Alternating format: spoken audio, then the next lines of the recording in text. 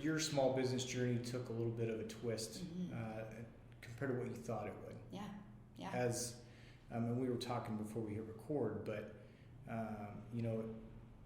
when you're a small business owner, you have an idea of how you want it to go. Yeah. But that doesn't mean it's going to go that way. And so I think you've got a great story because it shows the importance of being able to pivot, to being open to other options, and just being ready to change if need be. Yeah, I think that's a lesson that I took out of COVID. In my former life, pre-entrepreneur life, I would have clung very tight. I'm a planner, I'm an organizer. That's how I've made my career in marketing, is being really good at those things. Sure. And I would have previously just clung to this idea of I have this idea and I've mapped out a path to get there and I have to just stay the course. I can't deviate.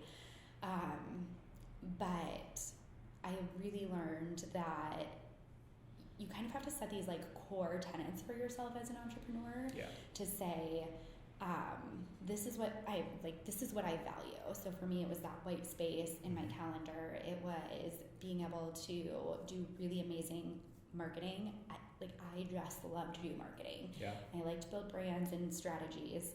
So that's important to me. If I can do that professionally, I'm really happy. Yeah. And then if I can help kind of teach my knowledge and help make somebody else's life really easy, that's also really important. So I really started to learn that if I frame my decisions around that, I can be really adaptable and I can change and adjust to the world around me without feeling I've lost my sense of purpose or just kind of losing my cool and feeling like I'm failing at it. Because as long as those three things are kind of true for me, I'm kind of okay with how the journey starts to unfold. And I think, if COVID hadn't happened, if I hadn't been forced to sort of look at how am I going to get a business off the ground with little financial runway, I would have probably stuck to feeling I've got to consult, I have to get clients, that's how I'm going to pay my bills, versus being able to look at the podcast community and look at that as its own little entrepreneurial journey. There's tons of ways that you can build businesses around podcasts. Yeah. And I never would have thought about it if I had just sort of clung to that idea and been this is what my journey has to look like. Yeah. And I just have to stay the course. Yeah. So. Yeah, absolutely.